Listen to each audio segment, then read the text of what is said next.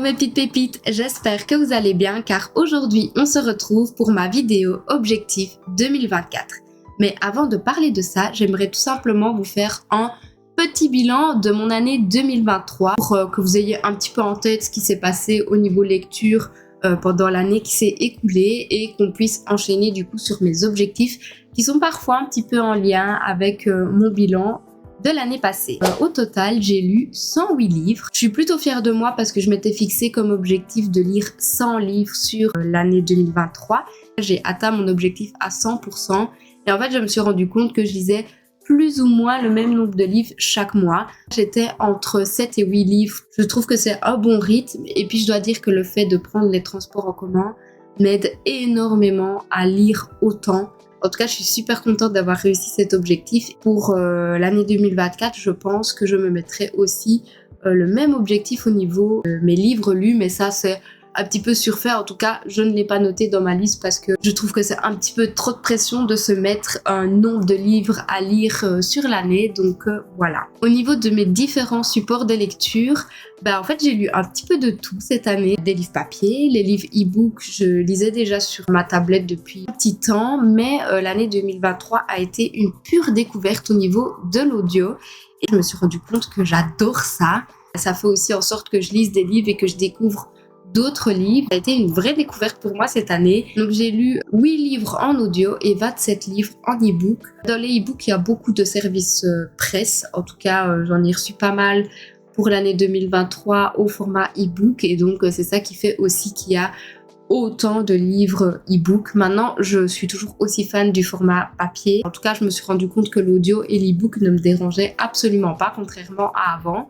Je pense que je vais continuer sur cette longueur d'onde. J'ai aussi un petit peu regardé les différents genres de lecture que j'ai lus sur mon année et je me suis rendu compte que j'avais plus ou moins 25 livres en fantasy et plus ou moins 25 aussi en romance. Donc c'est plus ou moins parce que je ne sais pas exactement catégoriser tous mes livres, mais en tout cas, dans les genres prédominants, c'est ceux qui sortent le plus. C'est tout simplement les genres de lecture que j'adore. Par contre, je me suis quand même rendu compte durant cette année-ci que j'avais préféré la fantasy à la romance. Alors même si on est plus ou moins dans le même nombre de lectures à ce niveau-là, dans mes préférences, je me suis rendu compte qu'en fait, c'était énormément de fantasy et que la romance était passée en dessous. Genre, mes achats, c'était principalement des fantasy. J'ai aussi lu et acheté de la romance, mais en tout cas, c'était pas les livres vers lesquels je me tournais en premier. Et ça, c'est un gros changement au niveau de mes goûts littéraires parce qu'avant, la fantasy, j'aimais bien, mais j'étais pas autant plongée dedans que l'année passée. Du coup, voilà. Pour passer à mes objectifs 2024, j'aimerais lire en différents supports. Donc, continuer mes lectures papier, continuer mes lectures e-book et continuer mes lectures audio, mais essayer d'avoir un quota plus ou moins équitable. Les audios et les e-books, en fait, je les lis et écoute seulement quand j'ai pas forcément envie d'acheter le livre en format papier. Je prends l'exemple de Mary-Jeanne que j'ai lu en 2023. En fait, j'avais envie de le lire, mais je me suis dit, j'ai pas envie de dépenser 20 € là-dedans. Et comme j'ai mon abonnement Nextory et qu'il était disponible sur Nextory, je me suis dit, allez hop, autant lire l'e-book. Et je suis plutôt contente de l'avoir fait parce que finalement, c'est une lecture que j'ai pas appréciée plus que ça. Donc, je suis quand même contente de pas avoir dépensé mes 20 € dans le papier et d'avoir privilégié la lecture e-book. Pareil pour les audios. Au mois de décembre, j'ai lu pas mal de livres de Noël. Il y en a plein sur Nextory, donc autant en écouter sur Nextory.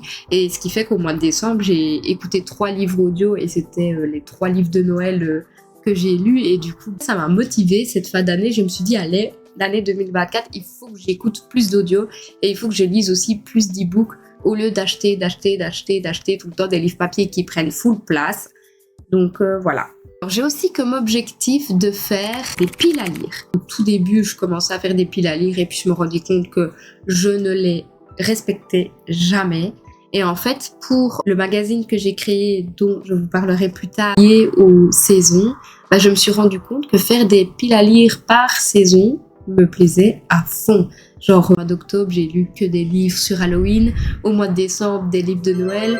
Au mois de novembre, des livres un peu chill. J'ai vraiment lié mes lectures aux saisons et en fait, j'ai surkiffé. Du coup, je me suis dit, allez hop, l'année 2024, c'est bon, je fais des piles à lire tous les mois et on verra ce que ça donne. En tout cas, ici, pour le mois de janvier, comme j'ai créé le challenge Once Upon a Time, je m'étais fait ma pile à lire du challenge et j'ai fini de lire ma pile à lire, donc je suis super contente.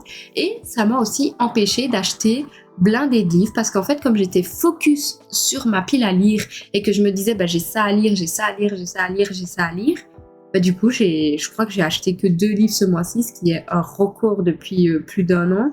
Donc je me suis dit si ça peut m'aider aussi à moins acheter et à moins dépenser et finir d'abord mes piles à lire, pourquoi pas. Alors comme troisième objectif, je me suis mis de tenir mon reading journal à jour. En fait, avant, je faisais mes reading journaux en papier.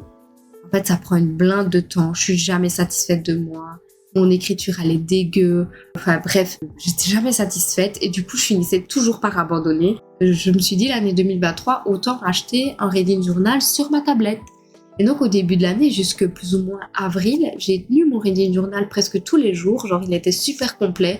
Puis, je sais pas, à un moment donné, je l'ai totalement laissé tomber. Genre, j'allais plus jamais dessus. Je le réouvrais une fois par mois pour juste mettre mes lectures du mois et de temps en temps le nombre de pages que j'avais lues, mais sinon je ne l'utilisais plus du tout. Et pourtant j'adore faire le reading journal et j'adore surtout le rendu final de quand on voit en fait toute notre année complétée dans un seul et même journal. Donc là je me suis dit en 2024 c'est bon, je reprends un reading journal et j'essaye de le tenir à jour. Donc là tout au long du mois de janvier j'ai plus ou moins réussi à le tenir à jour presque tous les jours. C'est bien parti, mais je pense que du coup, faire mes vidéos YouTube, continuer mon compte Insta et tout, ça va m'aider à compléter mon reading journal. Et si jamais ça vous intéresse, du coup, de voir à quoi il ressemble et comment je le complète, n'hésitez pas à me le dire. Comme quatrième objectif, j'ai mis lire différents genres de lecture. Comme je vous ai dit, l'année 2023, je me suis découverte une passion pour la fantasy.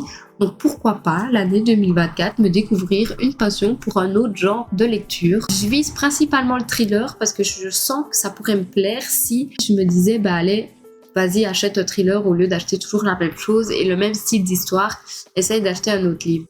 Donc en tout cas je pense que je vais essayer de lire un petit peu plus de thriller. Et pour ce qui est des autres genres, je verrai bien au fur et à mesure. Peut-être des classiques. Comme cinquième objectif, c'est un de mes objectifs les plus ambitieux, je pense, de cette liste, c'est de terminer toutes mes sagas en cours. J'ai essayé de calculer juste avant la vidéo et je pense que j'ai une quinzaine de sagas en cours. C'est juste horrible. Moi, je suis une personne qui préfère les sagas au one-shot, mais du coup, je commence 3 milliards de sagas, je les termine jamais. Et je me retrouve avec une pile de sagas comme ça après à terminer. Et au final, il y a des sagas qui ont plus de 10 tomes mais que je suis même pas à la moitié et que j'ai jamais terminé. Donc j'aimerais bien qu'en tout cas pour cette année 2024, je termine un grand nombre de ces sagas. Je pense notamment à Cotard, il me reste plus qu'un tome, donc là c'est largement faisable.